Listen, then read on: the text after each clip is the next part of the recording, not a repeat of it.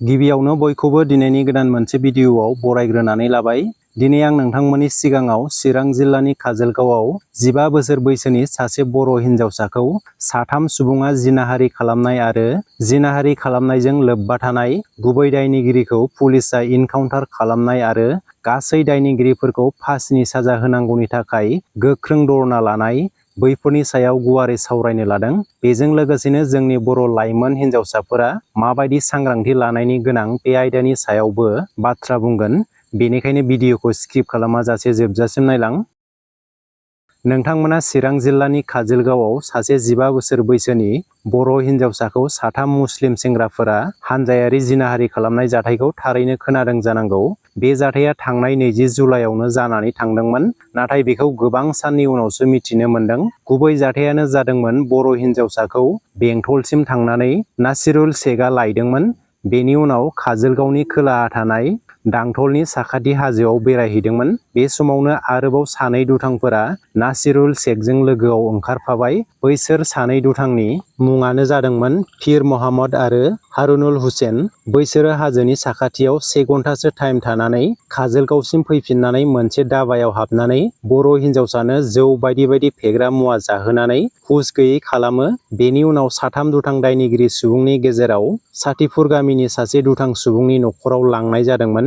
बेनि उनाव 3 घन्टासो सम जिनाहारि खालामदों होननानै मिथिनो मोन्दों। बेनि उनाव जाय दुथां सुबुङा बे बर' हिन्जावसाखौ लायदोंमोन बेनो बेंटलसिम दोनहैफिनदोंमोन। मिथिनो मोननाय बायदिब्ला बे बर' सिख्लानि जिनाहारि खालामनायखौ भिडिअ लानानै दुथांफोरा हिन्जावसाखौ सिगिनानै दोनदोंमोन एबा ब्लेकमेलिं खालामदोंमोन, जायनि थाखाय हिन्जावसाया जाथाय जानायनि उनावबो न'खराव खिन्थायाखैमोन। नाथाय दुथांफोरा साननैसोनि उनाव जिनाहारि खालामनाय भिडिअखौ भाइरेल खालामबाय, ससियेल मिडिया प्लेटफर्मफोराव गोसारबाय। बेनि उनाव साननैसो सिगाङावसो गामिनि मानसिफोरा नुनानै आरो हिन्जावसानि बिब'आबो भिडिअखौ नुनानै गावनि बिनानावखौ सिनायबाय।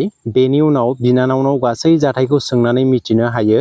बेनि उनाव चिरां जिल्ला एबसुनो खौरां हरनाय लोगो लोगोनो चिरां जिल्ला एबसुनि दैदेनगिरि बिथांमोना चिरां जिल्लानि डिसि आरो एसपिनो खबर हरनानै लोगो हमो आरो सावरायलायो।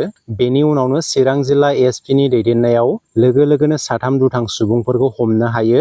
बेनि उनाव सासे दायनिगिरिया पुलिस मावख'गिरिखौ एटेक खालामनानै खारनो नागिरनायाव आथिङाव गावनाय जायो होननानै चिरां जिल्लानि एसएसपि ध्रुब बरा बिथाङा फोरमायना होयो। য'ৰ পৰা ঘটনাটো আৰম্ভ হৈছিলে সেই জেগা দেখুৱাবৰ কাৰণে আজি ৰাতিপুৱা তাত তদন্তৰ খাতিৰত গৈছিলে ভূমেশ্বৰ পাহাৰ। তাত যেতিয়া তদন্তৰ খাতিৰত যায় আমাৰ আৰক্ষীক এগৰাকী জোৱানক তেওঁ এটেক কৰি পেলাই পলাবলৈ চেষ্টা কৰিছিলে আৰু তাত আমাৰ আৰক্ষী বিষয়াই কৰ্তব্যৰত আৰক্ষী বিষয়াই তদন্তকাৰী বিষয়াই 1 ৰাউণ্ড ভৰিত ফায়াৰ কৰিবলগীয়া হয়। बे जाथायखौनो लानानै मैया एबा 18 आगस्ट खालाराव दायनिगिरि दुथां साथामखौबो फासिनि साजा होनांगौनि दाबि खालामनानै चिरां जिल्ला ट्राइबेल संघनि बानजायनायाव चिरां जिल्ला खुंथायनि लांगोना मोखाङाव 3 घन्टा धरना हाबाफारि लानाय जायो। आयेननि गेजेरजों बैसोर दायनिगिरि साथामखौ थाबैनो बिजिरनानै फासिनि साजा होनांगौ होननानै गोख्रों दाबि खालामो चिरां जिल्ला एबसुनि आफादगिरि दिलीप बसुमतारी बिथाङा। दा बेवहाय बुंनो गोनां बाथ्राया बेसोदि जोंनि बर' लाइमोन सिख्लाफोरा सिगांनि समनिफ्रायनो गुबुन हारिनि आखायाव बोलि जाबोनांगासिनो। नाथाय बेखौ मिथिखासेयावबो जोंनि बर' लाइमोन सिख्लाफोरनि बुजिनो रोङै आखु दिन्थिनाया थारैनो साननो गोनां।